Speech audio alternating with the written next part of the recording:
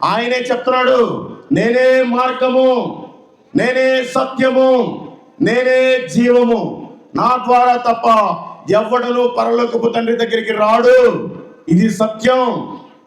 కాబట్టి మీరంతా తెలుసుకోవాలి. మరి మనమంతా పరలోకపు రాజ్యానికి వెళ్ళాలి అంటే ఏం చేయాలి? యేసు ప్రభు దేవుడు అని మనం ఒప్పుకోవాలి. మన పాపాలని నోటితోటి ఒప్పుకోవాలి. ఆయన దేవుడు అని మన హృదయంలో విశ్వసించాలి. అంతే, నువ్వు దేవుని కుమారుడివి, దేవుని కుమార్తె అయిపోయావు. నీకు రక్షణ వస్తుంది. లేదు, వాళ్ళు ఏదో ఈ లైన్లో క్రిస్మస్ చేసుకున్నారు, ఎప్పుడు ఇదే గొడవ ఉంటుంది, ఈ గోల ఉంటుంది అని నువ్వు అనుకుంటే బైబిల్లో చక్కని వాక్యం రాసిపెట్టున్నారు. మార్కు సువార్త 9వ అధ్యాయము 48వ వచనం, నరకమున వారి పురుగు చావదు, అగ్ని ఆరదు. బైబిల్లో ఇద్దరు వ్యక్తులు ఉన్నారు. ఒక కోటాను కోటీశ్వరుడైన ధనవంతుడు, తినటానికి కూడా గతి లేని ఒక దరిద్రుడైన లాజరు. ఈ ధనవంతుడు బాగా తింటూ త్రాగుతూ సుఖిస్తూ ఉన్నాడు. ఆయన తిని కింద వేస్తే ఆ అన్నం మెతుకులు, ఆ రొట్టె ముక్కలు, ఆ ఎముకలన్నీ కింద వేస్తే ఏరుకుని తింటా ఉండేవాడు దరిద్రుడైన లాజరు. ఒళ్ళంతా పుండ్లు, కుక్కలు వచ్చి నాకుతూ ఉండేవి, పురుగులు ఈగలు వచ్చి నాకుతూ ఉండేవి. అయినా కూడా ఓపిక అలాగే ఉన్నాడు దేవుడికి సాక్షిగా. ఒక రోజున ఇద్దరు చనిపోయారు. ఈ దరిద్రుడైన లాజరేమో అబ్రహాము రొమ్మున కొనిపోబడ్డాడు. ఈ ధనవంతుడేమో పాతాళానికి వెళ్ళి యాతన పడుతున్నాడు.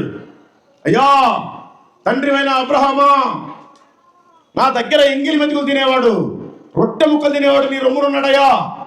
నేను ఈ పాతాళంలో యాతన పడలేకపోతున్నానయ్యా.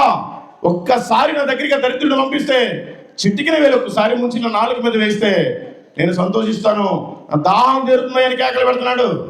అక్కడి నుంచి అబ్రహాం గారు మాట్లాడుతున్నారు, కుదరదు. నీవు బ్రతికినప్పుడు నీ ఇష్టానుసారం బ్రతికావు, బాగా తిన్నావు, త్రాగావు, క్రిస్మస్ అంటే బాగా సోకు చేసి చర్చకొచ్చావు, కానీ మిగతా రోజుల్లో కనీసం పాస్టర్ గారికి కూడా కనిపించావు. నీ బ్రతుకు అక్కడే. అయ్యా సరేనయ్యా, నేనంటే ఈ పాతాళంలో యాతన పడుతున్నాను, నాకు 5 సహోదరులు ఉన్నారు, వారికైనా సువార్త ప్రకటించాలంటే ఒకసారి ఆ దరిద్రుని భూమి మీదకి పంపించాయా. కుదరదు. నీవు బ్రతికినప్పుడే నువ్వు రక్షణలో ఉండాలి. నీ ఇంటి వారిని రక్షణలోనికి నడిపించుకోవాలి. నువ్వు చనిపోయిన రోజున నీ ఇంటికే సువార్తికుడు రాడు, మీ వారికి సువార్త వినిపింపదు. ఏమైపోయింది మరి? ఎవరు ఈ ధనవంతుడు? ఎవరు? క్రైస్తవుడా, అన్యుడా?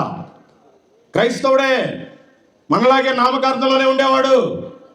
క్రిస్మస్ వస్తే బాగా ఆర్భాటంగా వస్తారు.